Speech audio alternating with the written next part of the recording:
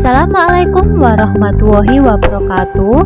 Sugeng enjing suku pepanggian malih kalian dunia yang pasinaon basa Jawa. Dinten menika kita badhe nyinaoni materi ngenani wawancara. Kompetensi dasare yaiku melakukan wawancara, dialog dan diskusi sesuai dengan tata krama.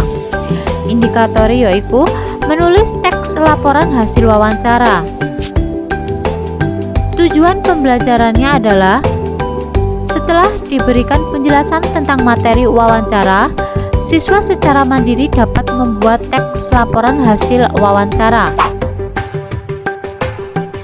Minggu kapungkur kita sampun nyinaoni ngenani bab sing kudu digatekaken nalika wawancara nggih. Nggih. Lajeng sampean ugi sampun nindakaken wawancara kalian Bapak Ibu wonten griya nggih. Nggih. Lajeng dinten menika kita badhe nyinaoni ngenani struktur wawancara. Napa kemawon nggih? Nggih, nomor setunggal wonten pambuka. Nomor kalih wonten isi. Nomor 3 wonten panutup. Kados pundi to pambuka, isi lan panutup sakjroning wawancara? Nggih. Menika wonten tuladha salah sawijining tuladha laporan teks asile wawancara. Wonten dhuwur menika monggo digatekno, monggo diwaos.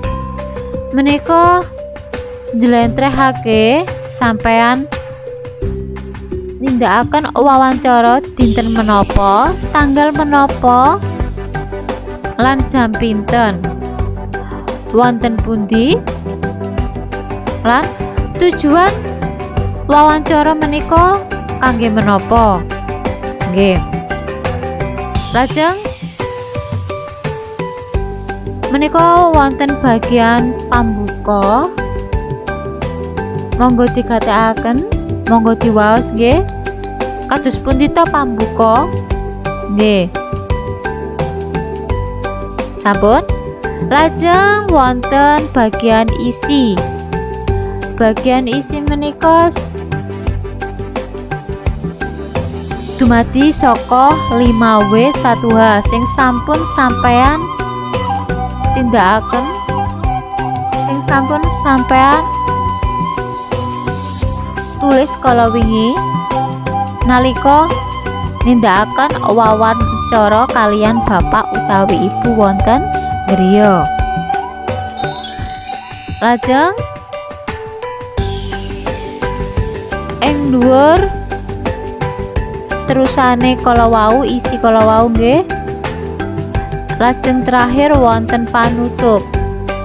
Kados pundi to panutup? Lah, monggo digatekaken, monggo diwaos. Nggih, sampun? Sampun. Lajeng tugas sampean dinten menika ndamel laporan teks asil wawancara kados tuladha kala wau nggih. Aja lali digatekno pambukane, isine lan panutupe. Pun kula ambali malih. Saya ulangi lagi.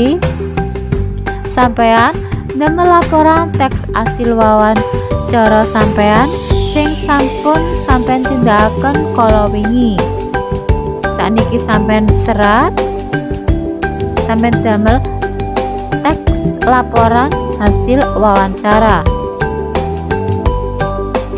Lan ojo lali diwenehi tondo pambukae ingkang pundi, isine ingkang pundi, lajeng panutupe ingkang pundi nggih.